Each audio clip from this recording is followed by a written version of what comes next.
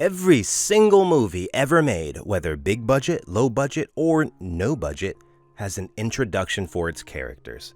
Some of the greats are The Terminator, Hook, Wolverine, Rufus T. Firefly, Thanos, and this motherfucker who was born ready.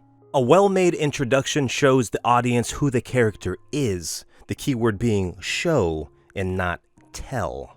This is Katana. She's got my back. She can cut all you in half with one sword stroke, just like mowing the lawn. I would advise not getting killed by her. Her sword traps the souls of its victims. Yikes. This sets the tone for everything the character does from that moment forward, whether the character grows throughout the story or not. Terminator is a machine on a mission. Hook doesn't care about other people, but he loves the attention. Wolverine is a badass lost soul with a kind heart. Rufus T. Firefly is an unpredictable goofball. Thanos is a serious threat not to be trifled with. And Blade is here to kill vampires and chew bubblegum. And he's all out of gum. Jokes aside, you get the point, but as great as these introductions and many more are, they have nothing on Captain Jack Sparrow. As many of you already know, the character Jack Sparrow we fell in love with was not written this way. Yeah, I'm sure most of his dialogue in the film was in the script, obviously, but I'm talking about the way he moves, the way he speaks, the slurs and the drunkenness, pieces of his appearance, his flamboyant little tics. That was all Johnny Depp. He showed up on set and the execs weren't feeling it. Luckily, the movie still pushed forward because we now have the iconic Jack Sparrow we know today. And we can all agree, Johnny's portrayal as Jack Sparrow is the heart and soul of this franchise. But I gotta hand it to the writers, director, the DP, and of course the composer of Curse of the Black Pearl for making Jack's entrance so perfect, so legendary, so unforgettable. And so without further ado, let's take a look at why Captain Jack Sparrow has the best character intro of all time.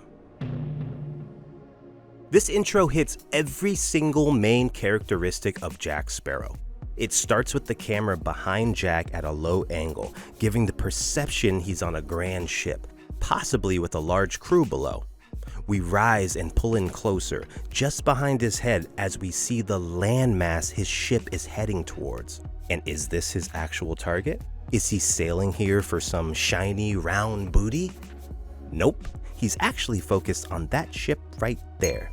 The audience doesn't know it yet, but that's the beauty of showing, not telling. We now cut to a frontal view of Jack with a similar low angle as before, as we're drawn to his face, his eyes fixated on his destination, filled with determination and certainty, with no signs of fear. His hair blows in the wind, free like him. He is a man of the sea, a pirate, a captain. Then he looks down, a slight discomfort rolls over his face, but only for a moment as he quickly begins to handle the unknown situation. At this moment, we as the audience were shown the serious side of Jack. He is a strong man with purpose and he's got everything under control. Then he drops boot high into water as the camera cuts to a wide shot revealing he is alone on a tiny boat and he's sinking. Everything we thought about him has gone overboard, but Jack doesn't freak out, he doesn't panic. He calmly grabs a bucket and begins slinging water. This shows us he handles pressure and difficult situations very well, and coupled with what we saw prior, he knows who he is and he doesn't sweat the small stuff. This little boat is a means to an end. As he's removing the water, he notices something in the distance. Upon realizing these are the bodies of fellow pirates, brave, free men, he immediately drops the bucket and stands. He takes his hat off and pays his respects to the dead.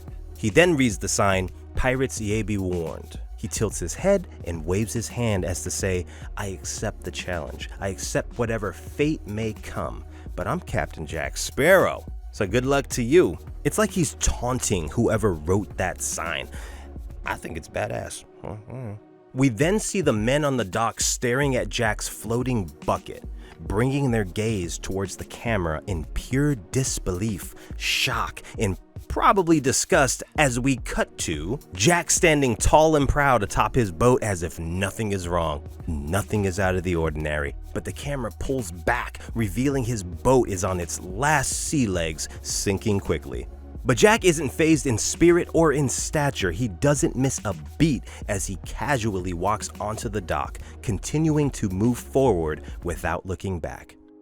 That scene shows the audience everything about Jack Sparrow in a very fun and charming way. Not a word was spoken during this entire scene, yet we already know so much about the character. And all the traits we were just introduced to are shown to us throughout the films.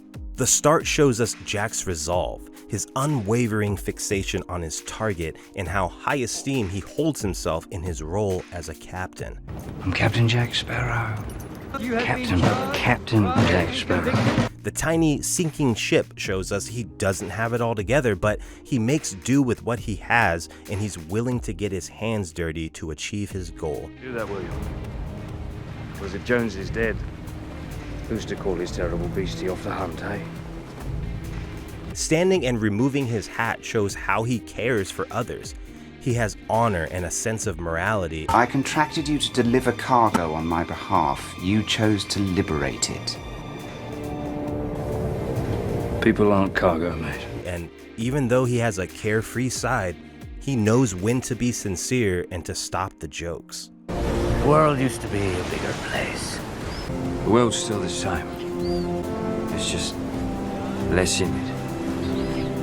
His reaction to the grim sign shows he can acknowledge and respect the seriousness of the situation he is in and accept the consequences of whatever action he takes moving forward. Slowly sinking while fixated on that dock shows us he is not fazed by minor, temporary inconvenience, and he's not embarrassed. You are without doubt the worst pirate I've ever heard of. But you have heard of me. He steps forward confidently and swindles these lads out some coin. So whether it's his brains or his luck, he tends to get out of sticky situations.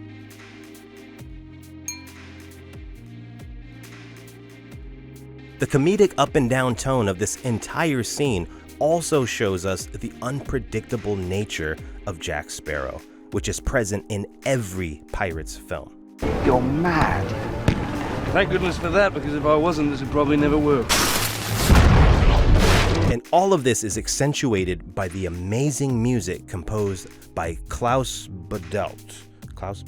I probably butchered that name, but the score for this film is nothing short of spectacular. So in just over a minute of screen time, without a word said, we can gather all this about the character. It's short, it's sweet, doesn't waste time, and it also sets the tone for the movie itself.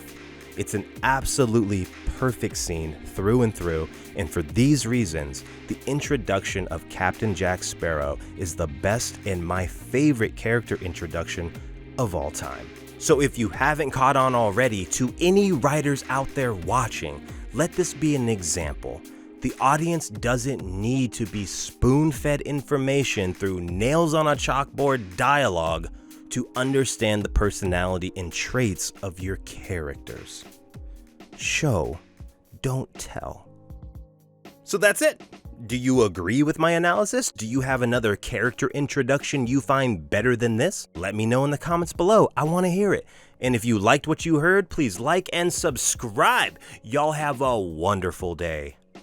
Peace out.